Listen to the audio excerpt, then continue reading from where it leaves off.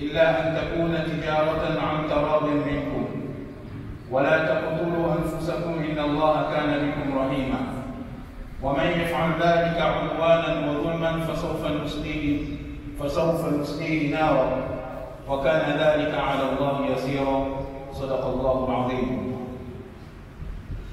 Respectons علماء الكرام مشايخ الكرام respectons حفاظ العظام mes chers frères en islam, assalamu alaikum wa rahmatullahi ta'ala wa barakatuh.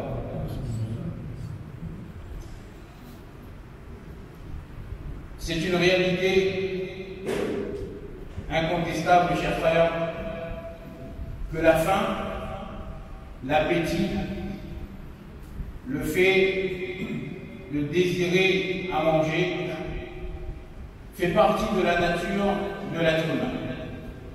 Cela fait partie de la nature d'un individu.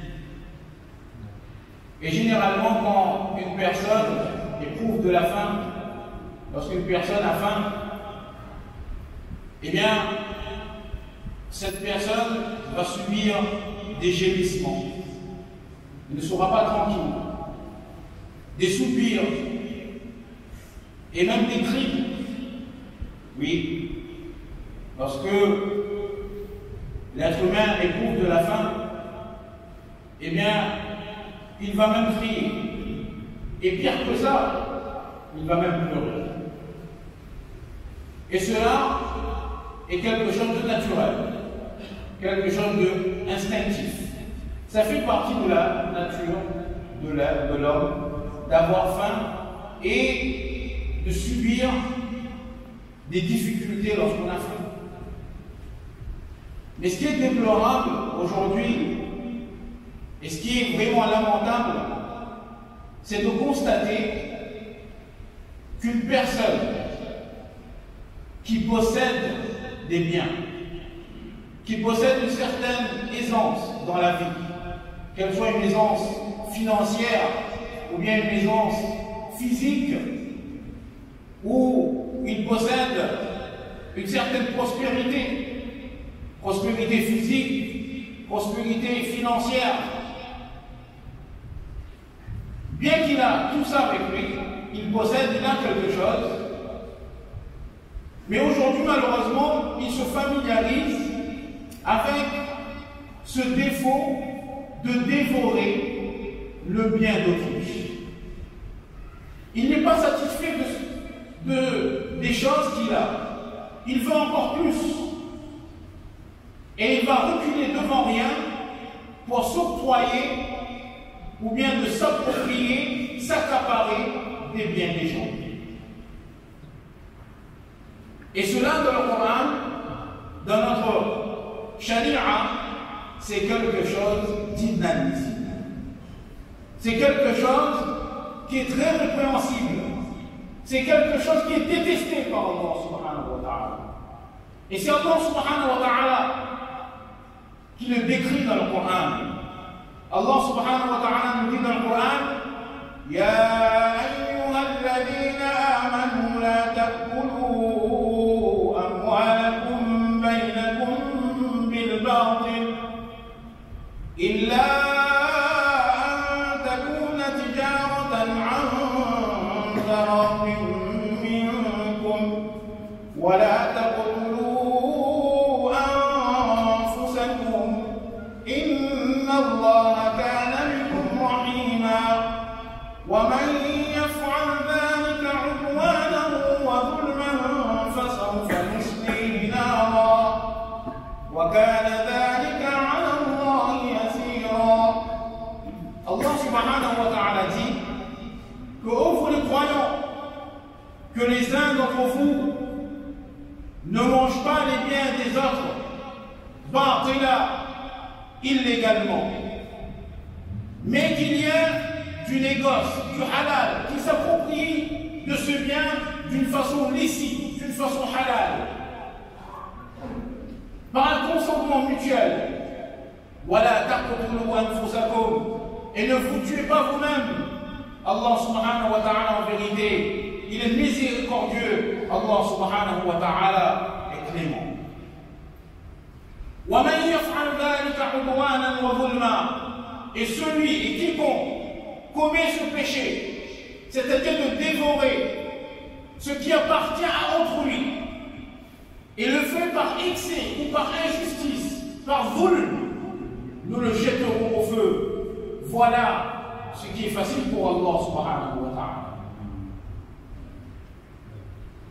Donc, le fait de vouloir s'approprier des biens d'une autre personne, eh bien on appelle ça le zulm, l'injustice. Mais qu'est-ce qui fait pour que, quelle est la raison pour qu'une personne puisse désirer de s'approprier des biens d'une autre personne? Eh bien c'est le hirs. Le hirs. Et le hirs, on va traduire en français par insatiabilité, par avidité, ou plus simplement on va traduire en disant que de vouloir plus et encore plus, même si on devra nuire la personne qui est en face.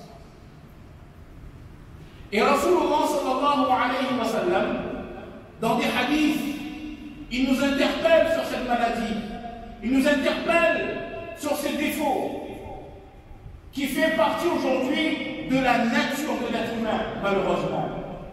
Rasulullah sallallahu alayhi wa sallam nous dit dans le hadith, rapporté par Ibn Abbas radiyallahu ta'ala anhu, il dit que لو كان لابن آدم واديان من المال لابتغى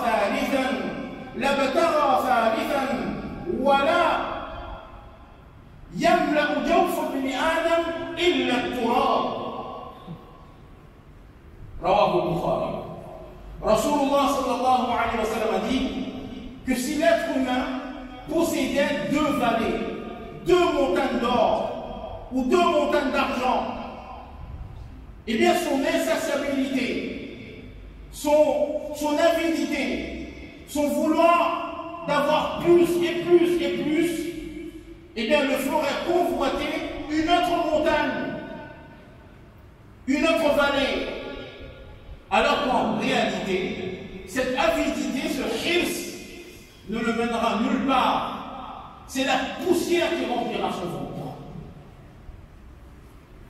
Un autre hadith, celui-là rapporté par Abdullah bin Umar radiyallahu ta'ala anhu, Rasulullah sallallahu alayhi wa sallam nous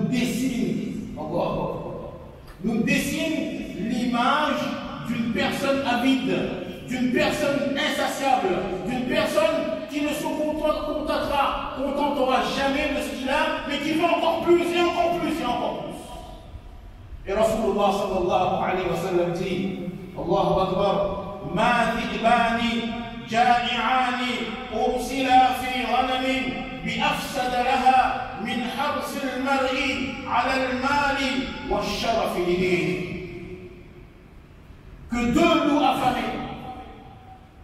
loups affamés, laissés au beau milieu d'un troupeau de moutons ou d'un troupeau de cabris, ne causeront pas plus de dommages, ne causeront pas plus de préjudice qu'une personne qui est frappée par le hirs, par l'insatiabilité, par l'avidité, par le vouloir d'avoir plus de quoi? Plus d'argent. Mais pas seulement ça, le professeur sallam dit, le vouloir et le désir d'être reconnu, d'être une popularité, d'être une renommée. Ah, Khalissab, tout le monde vous connaît Khalissab. Ah, Khalissab, il est connu partout. Et ça, c'est une maladie. Et ça détruit les gens. Donc, mes chers frères, le fait qu'une personne s'approprie des biens d'une autre personne, eh bien, dans la charia, on appelle ça le zulm, on appelle ça de l'injustice, on appelle ça de l'oppression. Et Rasulullah sallallahu alayhi wa sallam, on connaît tous bien ces 2 hadiths, on les a entendus maintes et maintes fois. Mais malheureusement, aujourd'hui, on est sourd. Ou dirons-nous que nos cœurs sont sourds?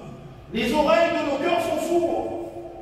On ne porte plus d'importance à tout ce qu'un Maulana, un Khalissa ou un imam dit dans un bayan. Mais ça n'a plus d'importance. Ce qui est important, notre vie maintenant, eh bien, c'est d'avoir son téléphone, c'est d'avoir son portable, son appareil, ou bien aujourd'hui c'est son écran avec Netflix, ou bien c'est de zapper tous les programmes de télé qui puissent exister. C'est ça notre connaissance aujourd'hui. Mais quand savons-nous de la connaissance de Dieu? Quand savons-nous de ce qu'Allah subhanahu wa ta'ala veut de nous? On s'en fout complètement, mes chers frères. Alors que nous souffrons de maladies, dirais-je maladie, le mot n'est pas approprié, d'une pandémie. Pandémie, c'est quoi? Lorsqu'une maladie, vous voyez la maladie qui est en train de se répandre dans le monde, hein? Eh bien, tout le monde a peur de ça, là, hein? Alors que seulement 27 personnes en sont atteintes. On a peur qu'il y aura un outburst, que ça va exploser, ça va toucher tout le monde. Mais on ne s'inquiète même pas qu'une maladie comme le hirs, qu'une maladie comme l'injustice, de vouloir, de se préoccuper à faire le mal, à porter préjudice à quelqu'un, même si son honneur est en jeu. On s'en fout complètement. On s'en fout complètement. Alors que Rasulullah sallallahu alayhi wa sallam, qu'est-ce qu'il nous dit dans un hadith apporté par Abdullah bin Umar radiyallahu ta'ala rawahu al-Bukhari, Rasulullah sallallahu alayhi wa sallam dit al-Muslim akhul Muslim la yadhlimu. La yadhlimu. Rasulullah sallallahu alayhi wa sallam dit un musulman n'est autre que le frère d'un autre musulman. Une musulmane n'est autre que la sœur d'une autre musulmane. Qu'importe sa couleur, qu'importe sa race, qu'importe son origine géographique. Et plus important que ça, il ne doit jamais l'oppresser. Il ne doit jamais l'opprimer. Il ne doit jamais porter préjudice à ce frère, à cette personne, à cette sœur. Parce que si on va porter préjudice, mes chers frères, eh bien peut-être on pourra être sauvé sur cette terre. On pourra peut-être sauver notre peau, comme on dit, sur cette terre. Mais que dire du hisab? Que dire du hisab du jour de Qiyamah? Lorsqu'Allah subhanahu wa ta'ala va appeler chaque individu, et chaque individu aura à rendre compte pour ses actions. Et si ces actions, mes chers frères, et c'est ça le pire, si ces actions, par exemple des méfaits, des préjudices qu'il a portés à quelqu'un, ne sont pas pardonnés par la victime sur terre, eh bien, mes chers frères, cette personne ne goûtera jamais l'odeur du paradis, la saveur du paradis. Dans un hadith rapporté par Abdullah bin Unais radiyallahu ta'ala anhu. Le hadith est un peu long. Allah subhanahu wa ta'ala, au jour de Qiyamah, lorsque le monde entier, les êtres humains, les individus seront devant Allah subhanahu wa ta'ala, devant le tribunal d'Allah azza wa jal, devant la cour d'Allah azza wa jal. Eh bien Allah subhanahu wa ta'ala criera. يناديهم بصوت يسمعه من بعد كما يسمعه من قرب. Une voix, Allah subhanahu wa ta'ala lancera un appel, une voix qui ne sera pas seulement entendue par la personne qui est proche, mais sera aussi entendue par la personne qui est lointaine. Et Allah subhanahu wa ta'ala dira Ana al-Malik, je suis le roi, le maître absolu, Al-Dayyan, je suis le justicier. Vous voulez la justice? Ô vous qui ont été opprimés sur terre, ô vous qui ont été oppressés sur terre, eh bien je suis le justicier aujourd'hui. Et Allah subhanahu wa ta'ala dira ولا ينبغي لأحد من أهل النار أن يدخل النار وله عند أحد من أهل الجنة حق حتى أقصها. Rasulullah sallallahu alayhi wa sallam dit qu'Allah subhanahu wa ta'ala dira, je suis le maître absolu, je suis le justicier, la personne qui sera destinée à l'enfer n'y pénétrera pas, il est destiné à l'enfer, mais il n'y pénétrera pas tant qu'il ne s'acquittera pas de l'injustice, du préjudice commis à la personne opprimée. Qu'Allah ta'ala nous en protège. Frères, donc mes chers, il est très important pour nous de respecter les droits des ibad. Une personne peut vraiment accéder à la proximité d'Allah subhanahu wa ta'ala par le huquq Allah, par le droit d'Allah azza wa jalla. Il peut. Mais il le pourra, wallahi, il le pourra lorsque cette personne se mettra à respecter le huquq al-ibad. S'il respecte seulement Allah azza wa jalla, mais il ne respecte pas le social, les gens qui sont autour de lui, les biens d'autrui, le bien de ma soeur, le bien de mon frère, ou bien le bien de mon cousin, le bien de ma cousine, le bien de mon frère musulman. S'il ne respecte pas ce droit-là, alors il peut faire tous les soins qu'il veut, il peut faire tout ce qu'il veut, mais jamais, jamais il atteindra la piété d'Allah. La proximité d'Allah subhanahu wa ta'ala est interdite pour cette personne, même s'il respecte Allah subhanahu wa ta'ala, même s'il respecte Allah, mais s'il ne respecte pas le huquq al-ibad, forget. Oublie. C'est pour ça, mes chers frères, qu'il est très important. Je vous donne un exemple. Un exemple, c'est quoi? On a un bout de terrain. Et ce bout de terrain, il m'appartient. Après, il y a le bout de terrain qui est à côté, qui appartient à mon voisin. D'accord?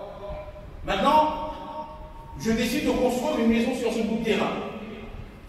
Maintenant, l'architecte me dit que tu vois, ou bien l'architecte, ou bien le constructeur de la maison, il me dit, mon frère, tu sais, on aura besoin d'un petit morceau. D'un petit morceau, un petit morceau. Un enfant, Shaolin, un enfant. Ben écoute, tu sais ce que tu fais, et tu prends un petit enfant de ce côté-là, mon voisin, c'est pas grave, il ne pourra pas le conserver. Il ne va rien voir, il ne verra rien. Mais Allah Ta'ala voit mon frère. Allah Ta'ala il voit. Alors qu'est-ce qu'il fait? Il prend ce petit terrain et construit sa maison. Et là, il vit une vie paradisiaque, dirais-je. Il est au top. Il est au top of the iceberg. And they say in English. Là, il est bon là. Mais qu'est-ce qu'il a fait? Il a fait une injustice. Et Rasulullah sallallahu alayhi wa sallam, qu'est-ce qu'il dit dans le hadith? Qu'Allah subhanahu wa ta'ala nous en protège. Rasulullah sallallahu alayhi wa sallam a dit que celui من أخذ بشبر من الأرض ظلما طوقه إلى 7 أرضين. Que celui qui n'a pris qu'un seul, on ne parle pas de 3 mètres carrés, 4 mètres carrés, ou 5 mètres carrés, ou 20 mètres carrés, ou 10 mètres carrés. On parle d'un enfant. La distance entre l'index et le pouce, on appelle ça un enfant. Cette distance-là, s'il prend ce petit bout-là, eh bien, Allah subhanahu wa ta'ala, qu'est-ce qu'il va faire? Eh bien, cette personne-là, pour ce petit bout de terrain qu'il a pris, eh bien, Allah subhanahu wa ta'ala fera pour le jour de Qiyamah, les 7 terres seront transformées en feu,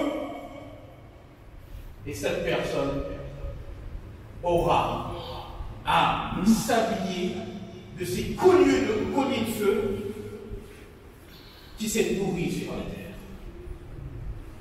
Un dernier exemple, l'héritage par exemple. Et aujourd'hui, mes chers frères, je vous donne un conseil. J'avais un oustad à moi qui s'appelle Hafid Abdurrahman Mia, rahimahullah. Il a fait, alhamdulillah, il a fait 1000 Hafid dans sa vie, plus que 1000 Hafid, plus que 1000. Eh bien, le jour lorsqu'il est mort, eh bien, on s'est approché de sa famille pour dire que on a besoin du kafan pour faire le tas de filles, etc.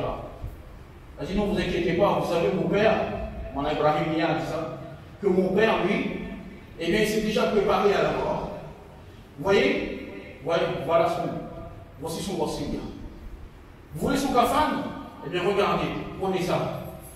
Et lorsqu'ils ont regardé le kafan, eh bien, le kafan, le vêtement, le linge, le tissu qui a été utilisé pour le kafan, eh bien, il n'existait plus sur le marché. Et ce tissu-là existait 40 ans de cela. Madame Yehenge, Charles Dean se perdait, il y a 40 ans de cela. Alors, Wasiyat, se préparer avec l'héritage. Vous savez, lorsqu'on va mourir, eh bien, il y a des gens qui vont s'octroyer de nos biens. Et si une personne, et qu'Allah Ta'ala nous en protège, je vais finir sur ce hadith, si une personne ne s'acquitte pas de son héritage d'une façon montrée par la charia, eh bien cette personne va souffrir. Rasulullah sallallahu alayhi wa sallam il a dit, hadith rapporté par Imam Abu Daoud, Inna al-rajul aw al-mar'a ya'malu bi ta'ati Allah 60 sana ثم يحضرهما الموت فيضاران في الوصية فيجب لهما النار. Qu'une personne, il a vécu 60 ans, et ces 60 ans, il a vécu dans quoi? Dans l'obéissance d'Allah subhanahu wa ta'ala. Ou une femme qui a vécu 60 ans, il a vécu 60 ans dans l'obéissance d'Allah subhanahu wa ta'ala. Mais au moment de sa mort, il n'a pas respecté le droit de succession. Miras, le droit d'héritage, il n'a pas respecté ça. Il a dit que moi, je t'aime bien, tu es mon fils, je t'aime, tu prends 50%. Toi, ma fille, je t'aime bien, tu prends 40%. Ah, lui, là, j'aime pas trop, 10%. C'est haram. C'est haram. Et cette personne-là va souffrir pendant toute sa carrière, pendant toute sa vie. Dans la tombe, il va souffrir. Qu'Allah subhanahu wa ta'ala nous donne tous le tawfiq. De vraiment parler de vraiment réfléchir sur ces sujets. Sur ces sujets qui font partie de notre vie quotidienne. Si on ne respecte pas le droit d'autrui, mes chers frères, eh bien, sachez qu'on ne pourra jamais, mais jamais, atteindre la proximité d'Allah Azza wa Jal.